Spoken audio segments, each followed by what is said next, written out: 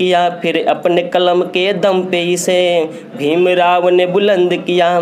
उस देश की कुर्सी पे अब तो ऐसा ठग है बैठा, जो उस केस की कुर्सी पे अब तो ऐसा ठग है बैठा, जो देश को ऐसे बेच रहा के नाम पड़ा विक्रेता। और चाय बेचते बेचते अब बन गया देश विक्रेता। आई तो हम लोग लगा, क्या लगा कोई आग लोग लगा कि आपको सब उतार देंगे, आपको जो है कि जान से मार देंगे।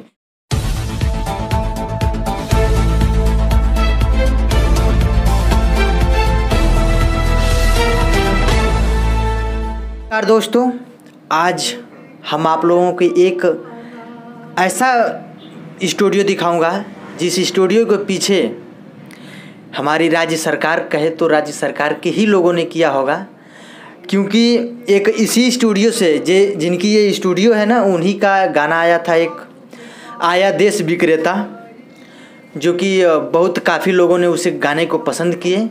और हम इस समय हैं, बता दें कि जय भीम रिकॉर्डिंग, नोनहरा थाना, गाजीपुर। और आप देख रहे हैं एक नया प्रयास। हम हैं बंटी राजभर, हमारे साथ स्टूडियो के मालिक हैं चंदन सिंह बादल जी। सबसे पहले आपका हमारे इस चैनल पे स्वागत है। थैंक यू, नमो बुद्धाय, जय भीम। हम चाहेंगे भैया कि आप बताइए कि ऐसा क्या हुआ था, आप लोगों का जो स्टूडियो का कौन सा ऐसा चीज़ था कि लोगों को पसंद नहीं आया कि आपकी स्टूडियो को जलाने की कोशिश किया गया। आपके छोटे भाई विशाल गाजीपुरी जी को मारने की भी शायद कोशिश किए लोग, तो ऐसा क्या चीज़ था?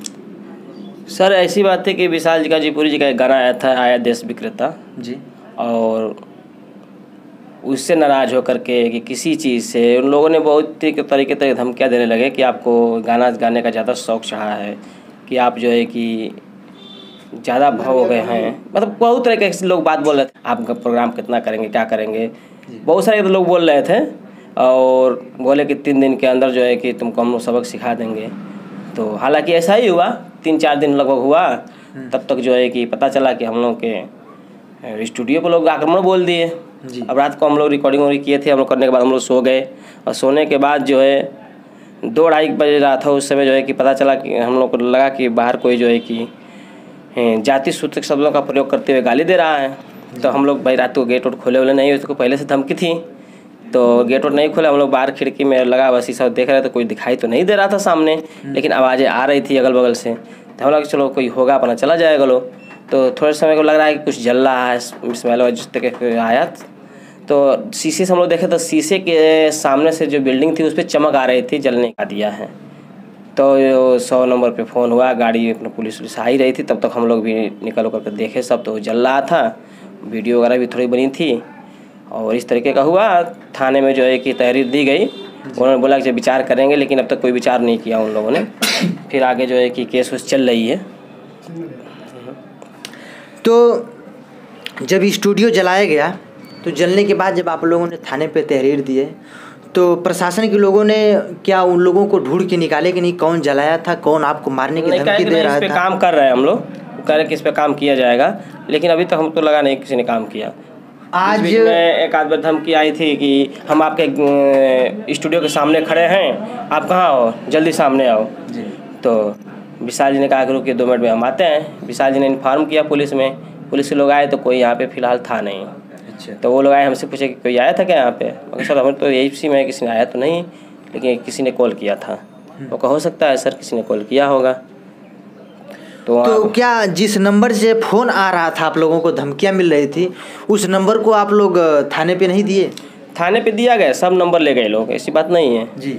लेकिन उस पर किसी मतलब कि उस पर चढ़ाए हैं लोग, तो पता नहीं है। अभी उसमें नंबर बता रहे थे लोग कि स्विच ऑफ आ रहा है, तो स्विच ऑन होगा तो पता चलेगा, जैसे कुछ हो इस तरीके का। तो इस पर आप प्रशासन को लोगों को क्या कहेंगे? क्योंकि स्विच ऑफ तो मतलब हम भी चेक कर सकते हैं कि मोबाइल स्विच ऑफ है, लेकिन एक प्रशासन से हम उम्मीद करते हैं कि स्विच ऑफ पे अगर मोबाइल है, और ऐसा भी आप सुने भी होंगे कि नहीं लोग नंबर से धमकियां देते हैं, 2 दिन 4 दिन जाते जाते उनकी पकड़ हो जाती है कि नहीं वो कौन है, लेकिन अभी तक किसी ने पकड़ाया नहीं। अभी तक आपका हुआ है। इसका मतलब कि आपके तहरीर पे प्रशासन ने काम नहीं, संज्ञान में मामला नहीं लिया। संज्ञान में तो लिया, लेकिन उस पर है कि काम नहीं कर रहा है सही से। अच्छा, हमको तो यही लगता है।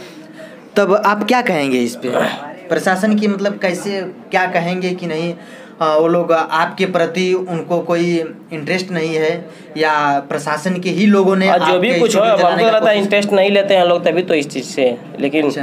क्या बताया जाए, काम नहीं कर रहे हैं लोग। फिर कोर्ट दोबारा आप लोग कचहरी में संपर्क मामला नहीं चला किए है। स्टूडियो थाने पे कि नहीं हमारे नहीं, थाने पे बात गई, बात थाने के बाद रुका नहीं सिलसिला। डीएम के यहाँ भी हुआ, घेराव भी हुआ, सब कुछ हुआ। लखनऊ में भी बहुत सारे जगह जो है कि एप्लीकेशन वगैरह दिया गया, वहाँ से कागजात आई थी, कुछ कागज आया भी थाने पर, लोग आए लिख कर के ले गए नहीं इस पर हम लोग काम करेंगे, लेकिन अभी हमको लगता नहीं कुछ काम किया उन लोगों ने। अच्छा। हाँ।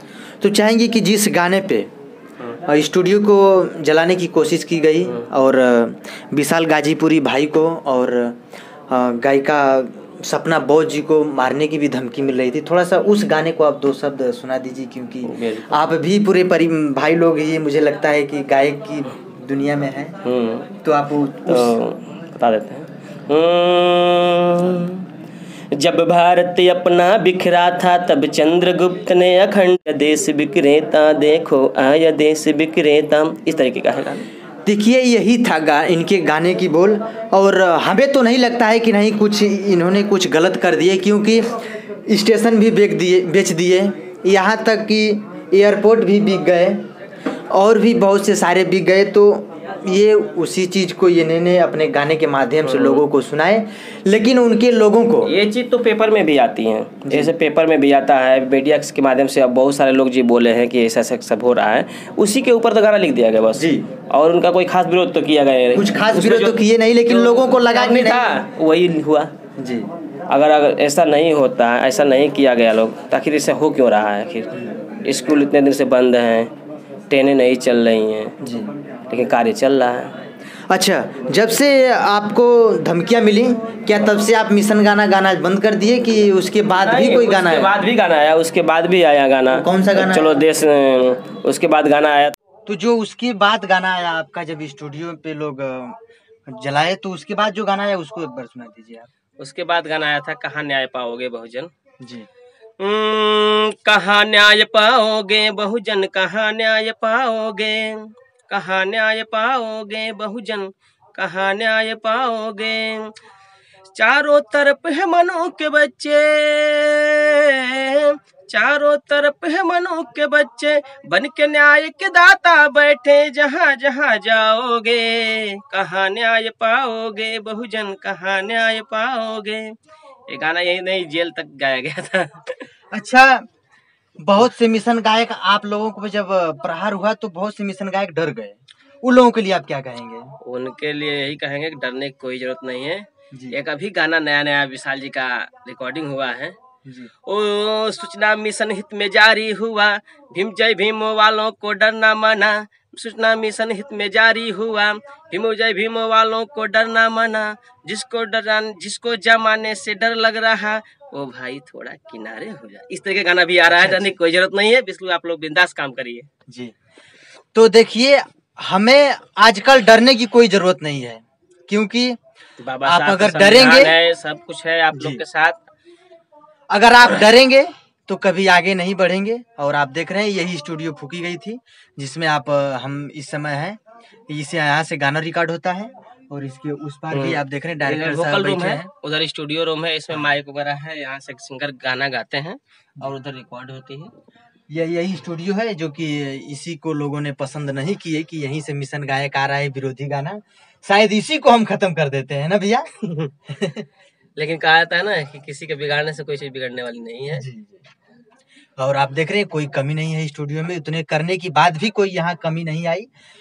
तो तब तक के लिए इतना ही, फिर मिलते हैं आपसे अगली समाज के सारे लोग हमारे साथ है, पूरे सत्ता के लोग साथ है, कोई दिक्कत नहीं है, डरने की कोई जरूरत नहीं। आप सभी लोगों का सहयोग है, सुझाव है, मिलता रहता है, उस पर हम लोग काम करते रहते हैं।